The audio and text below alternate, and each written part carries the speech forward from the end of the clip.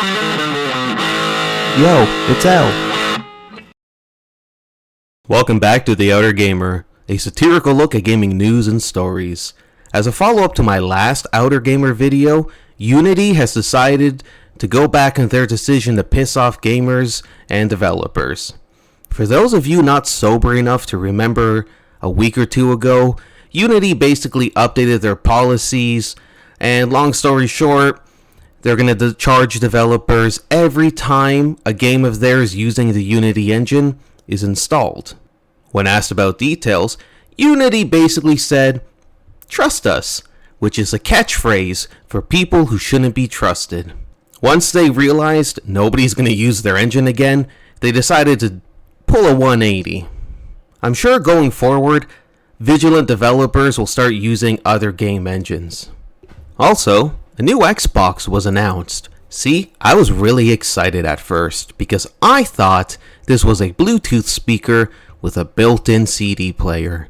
Unfortunately, it's just an Xbox that doesn't read disc. It looks like if you gut it, you could probably use this thing as a cooler or a trash bin. Now, this isn't something I'm actually excited for, but I wish Microsoft would spend more time working on quality exclusives than different versions of their Xbox. I mean, we got the Xbox One, the Xbox One S, the Xbox X, the Xbox Series S, the Xbox Series X. Talk about tongue twisters. It's fun having to look up a chart to figure out what kind of Xbox you want to get. See, I had a friend who said you should get an Xbox because you can get Game Pass, you can play all these games. I'm like, that's actually a good idea. Then I tried looking up which Xbox to buy. Halfway through looking up all the different details and the differences, I just got a nosebleed and passed out. Now that I'm done saying Xbox more times than I thought was humanly possible, let's talk about Mortal Kombat 1, the newest Mortal Kombat game.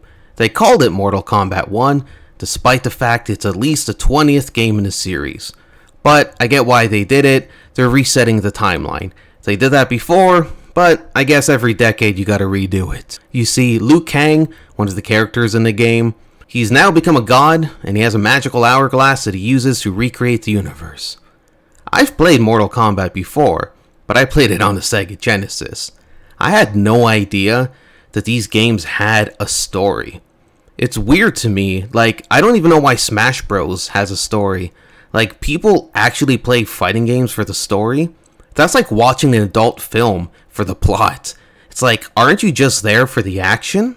But speaking of things that'll make you feel dirty after watching, let's talk about Mortal Kombat 1's graphics on the Switch. Like, look at this. The fatality should be on the characters, not the graphics. This is a game where a character's body can explode into blood and guts, but somehow the graphics are more damaging. Johnny Cage should really fire his agent for this one.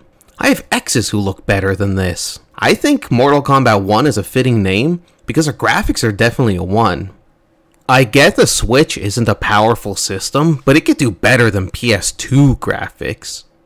Why did they even bother releasing this? Like, if you really cared about the game or the IP, you wouldn't release it looking like this. If you can't make it look like the other consoles like PlayStation 5 or the new Xbox, why not just make it cel shaded? Give it a unique art like a Super Nintendo art style or something where it looks unique. I mean, technically the Switch port is unique.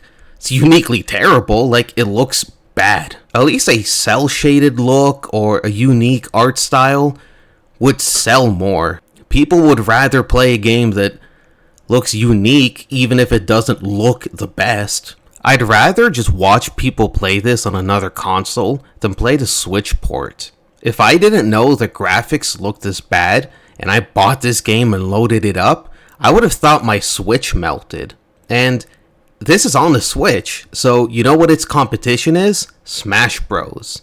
Apparently not every Mortal Kombat character will be in this game, so the ones who aren't, they're better off being in Smash Bros. Than the Switch port. And the cherry on top, to record footage for the Switch launch trailer, they used the PC port. And as you can see here, a Steam achievement popped up in the trailer.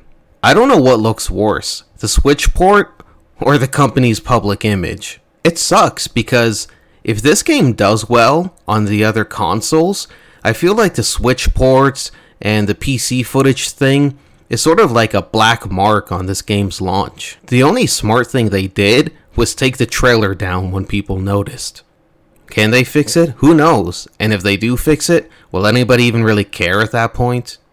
They want $70 for the Switch port.